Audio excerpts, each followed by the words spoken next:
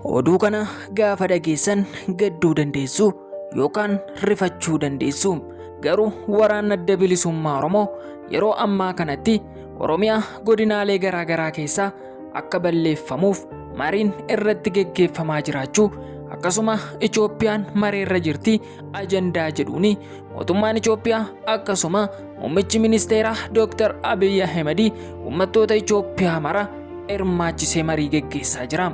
Marii kana irrattis adda durummaadhaan wantoonni ka'anii mul'achaa jiran waraana adda bilisummaa Oromoo misooma biyya keenyaa irratti akkasuma hojjettoota mootummaa irratti dhiibbaa guddaa geggeessaa waan jiranii fi barattoonni nagaan ba'anii galuu waan dadhabanii fi biyyi keenya misooma ishee akka itti fufsiistuu fi waraana adda bilisummaa Oromoo ni balleessinaan ajandaa jalqabaadha jedhu namoonni walga'ii sana irratti hirmaatanii.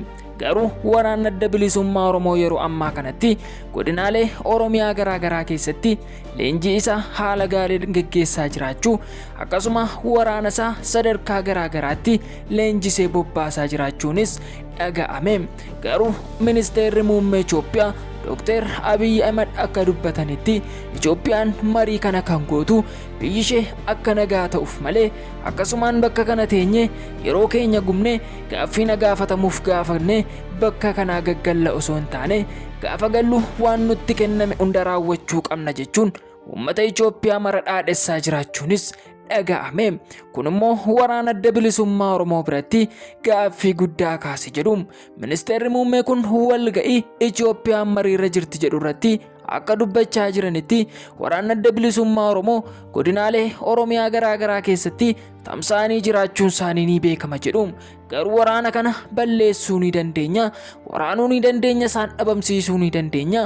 Humna lafaas ta'e humna qilleensarraan humna guutuu qabna. Waraana ergisa hin deemnu. Waraanni keenya biyyoota Itoophiyaa irra darbite Afrikaa addunyaa maranii qaqqabdi jechuun dhaadannoo isaanii dhageessisanii waraana adda bilisummaa Oromoof tuffii qaban dhageessisanii.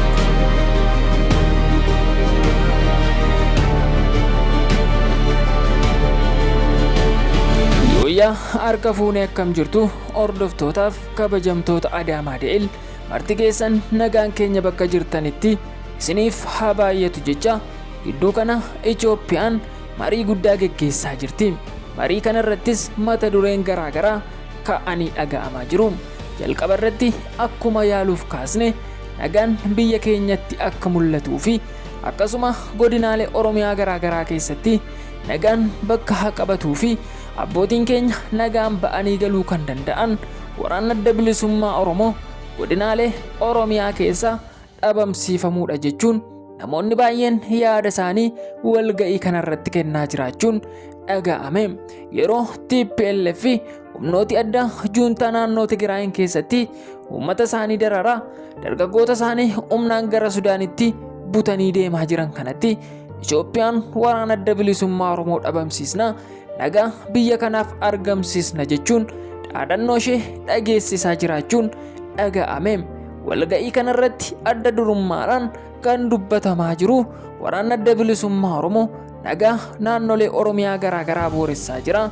Nagaan kun bakka akka deebi'uuf akkasuma nagaan kun deebi'ee akka isaa durii akka ta'uu fi biyyi keenya misooma ishee akka itti fufsiistuu fi faannoo ABO akkasuma TPLF kanneen kana fakkaatan qaamota hidhamanii akkasuma hidhatanii hayyama mootummaan haala socho'an hunda ni dhabamsiisna, biyya keenya Itoophiyaa addunyaatti ni agarsiisna jechuun walga'ii kanarratti sagalee isaanii ol kaasanii dhageessisaa jiru.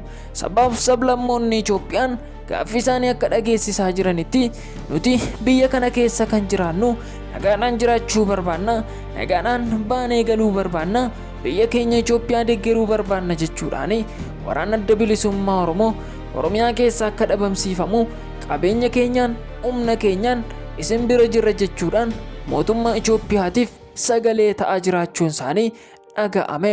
Garuu yeroo ammaa kanatti waraana adda bilisummaa Oromoo godinaalee Oromiyaa garaa garaa keessatti leenjii isaa geggeessaa jiraachuu akkasuma waraana isaa humna addaa leenjisee lolaaf bobbaasaa jiraachuunis dhaga'ame.